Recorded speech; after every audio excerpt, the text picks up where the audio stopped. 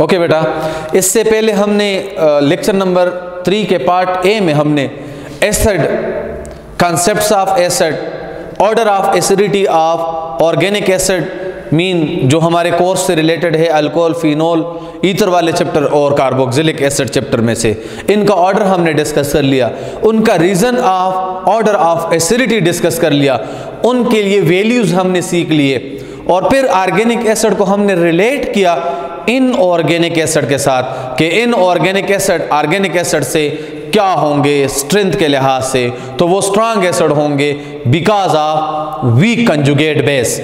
Now हम उसी topic को थोड़ा सा आगे लेके जाते हैं, कार्बोक्सिलिक एसिड के एसिडिटी को हम आगे पढ़ते हैं। ये तो हमने कार्बोक्सिलिक एसिड के कंपैरिजन इससे पहले पढ़ा है कि कार्बोक्सिलिक एसिड का अदर एसिड के लिहाज से या अदर ऑर्गेनिक एसिडिक सब्सटेंसेस के लिहाज से इसका क्या रोल है और इसका क्या नंबर है, मतलब किस कैटेगरी वाइज हम इसको कहाँ रखेंगे। तो ऑर्गेनिक अल्कोहल, फिनोल, ईथर या जो भी कंपाउंड है अल्कोहल, फिनोल के लिहाज से तो कार्बोक्सिलिक एसिड टॉप नंबर पर है।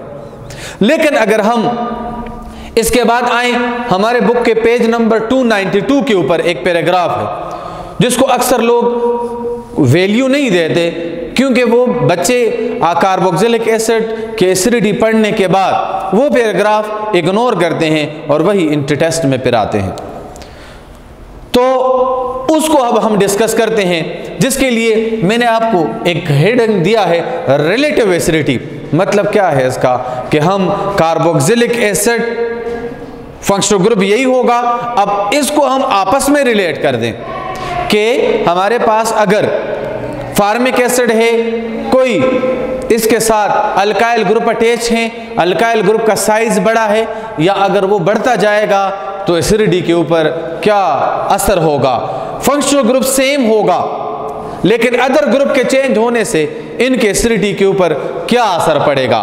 This kind of comparison is known as relative comparison. मतलब हम अब इसको अपनी फैमिली में कंपेयर करते हैं। जिस तरह हम कहते हैं ना कि मेरा रिलेटिव ये है, मेरा रिलेटिव सीएसपी ऑफिसर है, मेरा रिलेटिव इंजीनियर है, मेरा रिलेटिव डॉक्टर है, और मैं एफएससी का स्टूडेंट हूँ, मैं भी आगे जाऊंगा। तो अपने रिलेटिव के साथ, अपनी फैमिली मेंबर के साथ हम कंपैरिजन करने जा रहे हैं। वो तो ऐसे ऐसे करता है, मैं ऐसे ऐसे नेक काम करूंगा। तो यहां पर हम कार्बोक्सिलिक एसिड फंक्शनल ग्रुप होगा RCOOH है। अब इस बेस पर तो ये एसिडिक इन नेचर है। और कौन सा एसिड है, अभी हमने पढ़ लिया ना कि अल्काइल ग्रुप में से, मीथाइल में से, ईथाइल में से या जो भी ग्रुप अटैच हैं उससे हाइड्रोजन एलिमिनेट नहीं होगा, यहां से होगा। That's why it is known as monoprotic acid. कौन सा एसिड है? मोनोप्रोटिक एसिड है, एक हाइड्रोजन आयन ये देगा। अब बेटा relative acidity of carboxylic acid में हम अब इस ग्रुप को चेंज नहीं करेंगे, इसमें चेंज लाएंगे कि अल्काइल ग्रुप हमारे पास effect of group attach to the carboxylic group है। Effect of group attach to the carboxylic, family यही है, इसके साथ जो ग्रुप अटैच है उसका इस ग्रुप के एसिडिटी के ऊपर क्या असर होगा। Either it enhance the acidity or decline the acidity. Either it increase the acidity or decrease the acidity. Either it make them more acidic, either it make them less acidic in nature. And इसका हम reason पढ़ेंगे, what is the reason behind. ठीक है, now we have two types of group. Effect of group attach, तो group से मुराद यहां alkyl group है या इसके साथ जो ग्रुप अटैच होगा। We have two type of group, electron donating group and electron withdrawing group. Electron donating group, अगर अल्काइल ग्रुप अटैच है तो ये इलेक्ट्रॉन क्या है? It is electron donating group, ये इलेक्ट्रॉन डोनेटिंग ग्रुप है। तो इलेक्ट्रॉन डोनेटिंग ग्रुप क्या करेगा? It will increase the negative charge concentration over hydrogen ion. which will increase the strength of its conjugate base, which will make them destabilize। मतलब अगर इसके ऊपर negative charge concentration बढ़ेगा, alkyl group electron pair donor है और ये इसके ऊपर ऑक्सीजन के ऊपर नेगेटिव चार्ज कंसंट्रेशन को इंक्रीज करेगा, तो ये जो कार्बोक्सिलेट आयन है RC double bond O negative, ये क्या होता जाएगा, ये डिस्टेबलाइज होता जाएगा। मतलब कंसंट्रेशन बढ़ने से डिस्टेबलाइज होगा, मतलब क्या हुआ, इसमें प्रोटॉन एक्सेप्ट करने की एबिलिटी क्या होती जाएगी, इंक्रीज होती जाएगी। तो अगर प्रोटॉन ये इजीली एक्सेप्ट करेगा तो ये दोबारा किस में कन्वर्ट हो जाएगा, आयोनाइज फॉर्म से डी आयोनाइज फॉर्म में आ जाएगा, और वो सब्सटेंस जो कम वक्त के लिए हाइड्रोजन आयन दे वो क्या होगा, वो वीक एसिड होगा। तो इस तरह हम कह सकते हैं कि electron donating group destabilise the carboxylate ion bye donating electron pair towards them.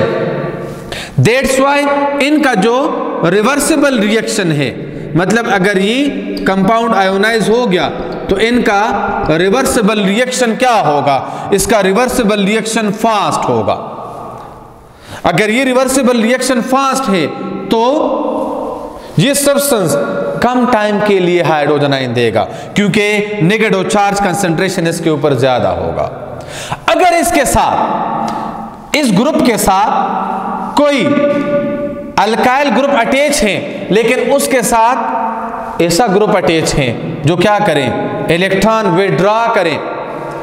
एक है इलेक्ट्रॉन विड्रॉइंग ग्रुप, इलेक्ट्रॉन कहां से विड्रॉ होगा, यहां से विड्रॉ होगा। अगर ये इलेक्ट्रॉन क्लोरीन अटैच है तो क्लोरीन कार्बन से मोर इलेक्ट्रोनेगेटिव है, ये इस इलेक्ट्रॉन को उस तरफ पुश नहीं करेगा, बल्कि ये इलेक्ट्रॉन को क्या करेगा, अपने तरफ अट्रैक्ट करेगा।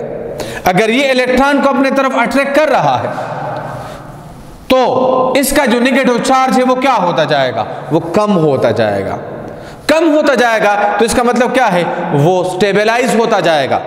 मतलब कंसंट्रेशन कम है तो प्रोटॉन को नेगेटिव चार्ज कंसंट्रेशन कम मिलेगा। अगर कम मिलेगा तो इनमें भी रिवर्सिबल रिएक्शन होगा, Cl CH2 COOH, इनमें रिवर्सिबल रिएक्शन होगा।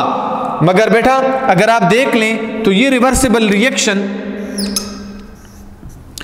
Cl CH2 COO negative plus hydrogen ion, इस रिवर्सिबल रिएक्शन के मुकाबले में क्या होगा, ये रिवर्सिबल रिएक्शन इस रिवर्सिबल रिएक्शन के मुकाबले में स्लो होगा।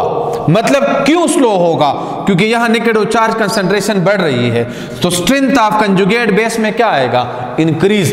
कंजुगेट बेस स्ट्रांग होगा तो एसिड क्या होगा, वीक होगा। और ये रिवर्सिबल रिएक्शन स्लो होगा क्योंकि ये नेगेटिव चार्ज को स्टेबलाइज करता है, इलेक्ट्रॉन अपने तरफ अट्रैक्ट कर रहा है, जिसकी वजह से यहां नेगेटिव चार्ज कंसंट्रेशन कम होता जाएगा। तो नेगेटिव चार्ज कंसंट्रेशन कम मीन के वो स्टेबलाइज हो गया है, स्टेबलाइज मीन के वो लेस इजीली अवेलेबल है, तो प्रोटॉन यहां पर इजीली अटैच नहीं होगा। तो इस वजह से ये सब्सटेंस जो क्लोरीन अगर अटैच है या NO2 अटैच है या फ्लोरीन अटैच है तो प्रोटॉन यहां पर इजीली अटैच नहीं हो पाएगा, जिसकी वजह से ये कंपाउंड ज्यादा देर तक आयोनाइज फॉर्म में रहेगा।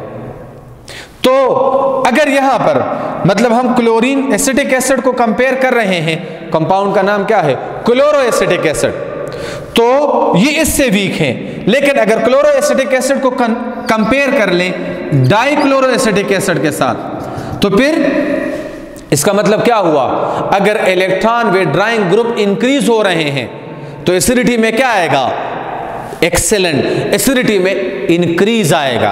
और अगर इलेक्ट्रॉन डोनेटिंग ग्रुप इंक्रीज हो रहे हैं तो एसिडिटी में क्या आएगा, डिक्रीज आएगा। अब अगर हम देख लें तो strength of electron withdrawing group,